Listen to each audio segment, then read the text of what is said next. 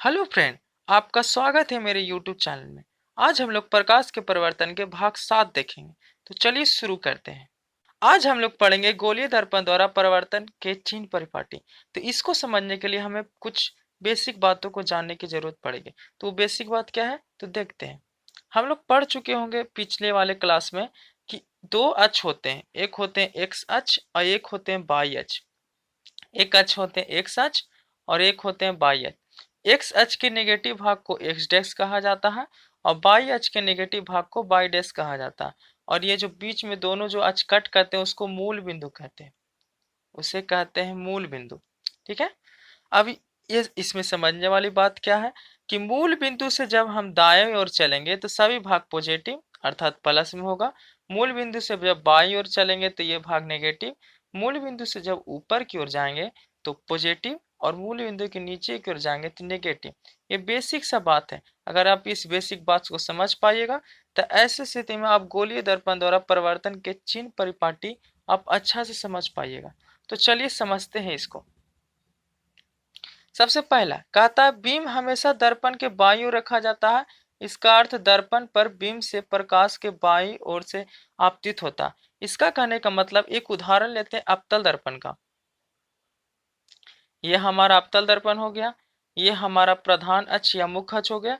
तो कहा जाता है आप इसको अक्ष की ओर ले सकते हैं। ये आपका मुख्य अक्ष जो है एक्स अक्ष का काम कर रहा है, तो ये आपका मूल बिंदु का जो ध्रुव आपका हो गया वो मूल बिंदु का काम कर रहा है। ये एक्स डैश अक्ष का, इसके ऊपर वाले भाग में जाएंगे तो बाई अक्ष और नीचे वाले भाग में जाएंगे तो बाई डैश अक्ष। अब देखिए इस भाग से हम पूरी तरह समझ पाएंगे। तो कहता है कि बीम अर्थात वस्तु हमेशा दर्पण के बाईं ओर रखा जाता है। तो ये आपका हो गया दायां भाग और ये आपका बायां होगा, अर्थात वस्तु को हमेशा इस भाग में रखेंगे अर्थात एक्स डैश वाले भाग में। तो एक्स डैश हम लोग जानते हैं कि क्या होता है, निगेटिव होता है। ठीक है। दूसरा कहता है कि मुख्य अक्ष के समांतर सभी दूरियों को ध्रुव से मापी जाती है। ये आपका अवतल दर्पण है और ये आपका मुख्य अक्ष है।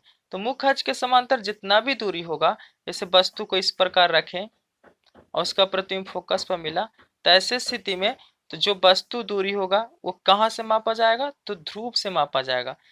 फोकस दूरी होगा वो कहाँ से मापा जाएगा, तो ध्रुव से मापा जाएगा। तो ध्रुव से ही दूरी मापा जाएगा। अगर प्रतिबिंब पीछे भी बनती है तो कहाँ से मापा जाएगा, तो ध्रुव से मापा जाएगा। ठीक है।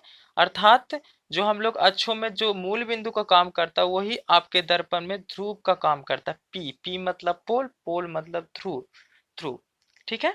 चलिए तीसरा पॉइंट समझते हैं। कहता मूल बिंदु की दाईं ओर मापी गई सभी दूरी धनात्मक, जबकि मूल बिंदु के बाईं ओर मापी गई सभी दूरी ऋणात्मक होगा। ये आपका अगर ले लेते हैं अवतल दर्पण, तो ये आपका भाग हो गया दायां भाग और ये हो गया आपका बायां भाग। तो दाएं भाग के जितना भी दूरियां होता है वो सब धनात्मक लिया जाएगा, क्योंकि हम लोग जानते हैं अगर ये मूल बिंदु ले लेते तो ये वाला भाग प्लस में और मूल बिंदु के जो बायां भाग होता है वो सभी भाग नेगेटिव अर्थात माइनस में होता है। तो अगर इस भाग में जितना भी चीज आएंगे, जो भी चीज वो सब आएगा आपका पॉजिटिव और इस भाग में सभी चीज नेगेटिव आएगा। यहाँ पर लिख दिया गया एक्स प्लस अक्ष के अनुदिश,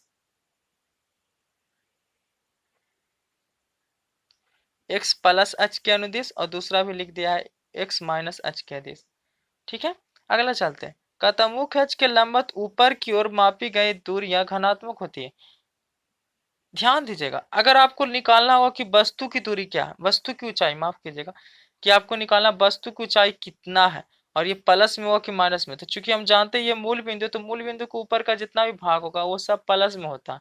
तो ये भाग ऊपर की ओर जा रहा है, तो ऐसे स्थिति में आप किस में लेंगे, प्लस में। तो वही कह रहा है कि मुख्य अक्ष के लंबवत ऊपर की ओर जब मापेंगे ऊपर की ओर, तो जो वो बाई अक्ष के अनुदिश बाई अक्ष की दिशा में हो जाएगा, जिसके कारण वो क्या माना जाएगा, वो धनात्मक माना जाएगा।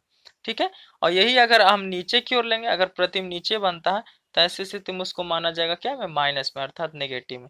मुख्य अक्ष के लंबवत नीचे की ओर मापी जाने वाली दूरियां क्या होगी, ऋणात्मक। तो आपको सिर्फ इतना याद रखना है कि ये जो दर्पण में जो अक्ष में मूल बिंदु का काम करता है वही दर्पण में ध्रुव का काम करता है, पी का। तो अगर हम ये दाईं ओर जाएंगे तो प्लस, बाईं ओर जाएंगे माइनस, ऊपर की ओर जाएंगे तो प्लस और नीचे ओर जाएंगे तो माइनस। चलिए देखते हैं आगे। अब अवतल दर्पण में देखते हैं, कहता है बीम दूरी हमेशा ऋणात्मक होता है। बीम मतलब वस्तु को रखने वाली स्थिति। यहाँ पर देखिएगा, मान लेते हैं ए बी आपका है, तो ध्यान देने वाली बात यह है कि ए बी वस्तु को माना गया, तो यहाँ पर मूल बिंदु को मान लेते, तो मूल बिंदु का एक कौन सा भाग है, तो ये आपका हो गया बायां भाग। तो बायां भाग क्या होता है, ऋणात्मक। जैसे फिर से फिगर बनाते हैं, ये आपका मूल बिंदु हो गया, तो मूल बिंदु से इस भाग कौन सा भाग होता है, ऋणात्मक। तो इसलिए बीम की दूरी अर्थात वस्तु की दूरी हमेशा क्या होती है, ऋणात्मक होती है। दूसरा, आपका अवतल दर्पण की फोकस दूरी भी हमेशा क्या होती है, ऋणात्मक। तो अवतल दर्पण, यहाँ पर ध्यान दीजिएगा, अवतल दर्पण का फोकस दूरी भी, क्योंकि प्रधान अक्ष के समांतर जब किरण आती है तो दर्पण में परिवर्तन और किस बिंदु पर मिलती है, फोकस पर। तो यहाँ पर देख रहे हैं कि ये जो ध्रुव है, ध्रुव के किस ओर है, तो बाई ओर है। तो बाई ओर में जानते हैं, बाई ओर जितना भी चीज होता है वो सब क्या होता है, ऋणात्मक होते हैं। तीसरा, उत्तल दर्पण की फोकस दूरी हमेशा घनात्मक होती है। यहाँ पर ध्यान देने वाली बात है, उत्तल दर्पण में क्या होता है, इस प्रकार उत्तल दर्पण बना लिया, तो जब प्रधान अक्ष के समांतर कोई किरण आती है तो इसमें फोकस पर मिलती हुई प्रतीत होती है। तो अब यहाँ पर ध्यान देना, ये आपका फोकस हो गया और ये आपका ध्रुव हो गया। तो ध्रुव के किस ओर चल गया, दाई ओर। ध्रुव के किस ओर चल गया, दाई ओर। तो दाई ओर हम लोग जानते हैं कि ये क्या होता है, पॉजिटिव होता है, अर्थात धनात्मक होता है। ठीक है, तो यहाँ पर शॉर्ट में लिखते हैं कि अवतल दर्पण में क्या होता है, तो आपका वस्तु दूरी अर्थात अवतल दर्पण में वस्तु दूरी क्या होता है, तो नेगेटिव होता है। फोकस भी क्या होता है, नेगेटिव होता है। लेकिन अगर बात किया जाए उत्तल दर्पण में, फोकस आपका क्या होता है, पॉजिटिव होता है।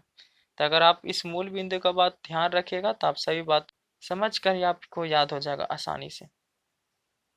चलिए नेक्स्ट पेज पर चलते हैं। चलिए दर्पण सूत्र की ओर चलते हैं। तो दर्पण सूत्र में हम लोग जानते हैं कि 1/v प्लस 1/u बराबर होता है 1/f। अब जहां पर u क्या है, तो आपका प्रतिबिंब की दूरी है। v क्या है, v आपका वस्तु की दूरी है, बीम मतलब वस्तु की दूरी, और f आपका क्या है, फोकस दूरी। तो 1/f बराबर फॉर्मूला हो जाता है 1/v प्लस 1/, क्या, u। काफी आसान सा फॉर्मूला है, आपको याद हो जाएगा, याद करने की कोशिश कीजिएगा। तो अगला बात चलते हैं, आवर्धन किसको कहते हैं। तो कहता है गोलीय दर्पण द्वारा उत्पन्न वह अपेक्षित विस्तार जिससे ज्ञान होता है कि कोई प्रतिबिंब बीम की अपेक्षा कितना गुना आवर्धित है। इससे प्रतिबिंब की ऊंचाई और बीम की ऊंचाई के अनुपात में व्यक्त किया जाता है। अगर आवर्धन की बात पूछा तो आवर्धन का मतलब होता है कि किसी वस्तु का प्रतिबिंब उस वस्तु की अपेक्षा कितना गुना बना। अर्थात अगर मान लीजिए किसी वस्तु का आवर्धन 2 है, इसका कहने का मतलब है कि वह वस्तु की अपेक्षा 2 गुना ज्यादा बढ़ा।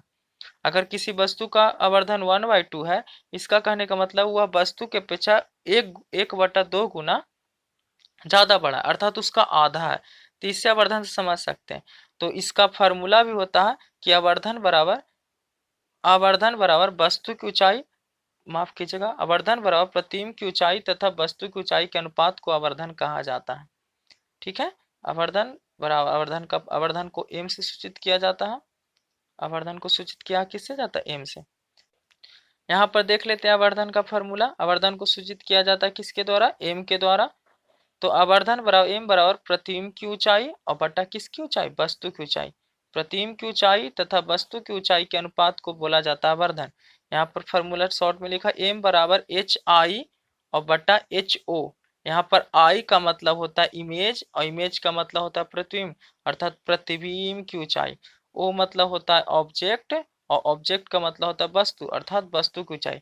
एच आई मतलब बता रहा है प्रतिबिंब की ऊंचाई, एच ओ बता रहा है वस्तु की ऊंचाई। तो हम कह सकते हैं कि m बराबर एच आई बटा एच ओ। एच आई बटा क्या, एच ओ। प्रतिबिंब की ऊंचाई बटा वस्तु की ऊंचाई, एच आई बटा एच ओ। यहाँ पर एक और फॉर्मूला m बराबर होता है m बराबर माइनस भी वायु, अर्थात प्रतिबिंब दूरी बटा वस्तु की दूरी। तो यहाँ पर कह सकते हैं कि m का फॉर्मूला इस प्रकार लिख सकते हैं, दो फॉर्मूला, कि m बराबर एच आई बटा एच ओ बराबर माइनस भी बाई यू। तो ये था आपका प्रकाश का परिवर्तन का विश्लेषण। नेक्स्ट वीडियो में देखेंगे प्रकाश के अपवर्तन के बारे में।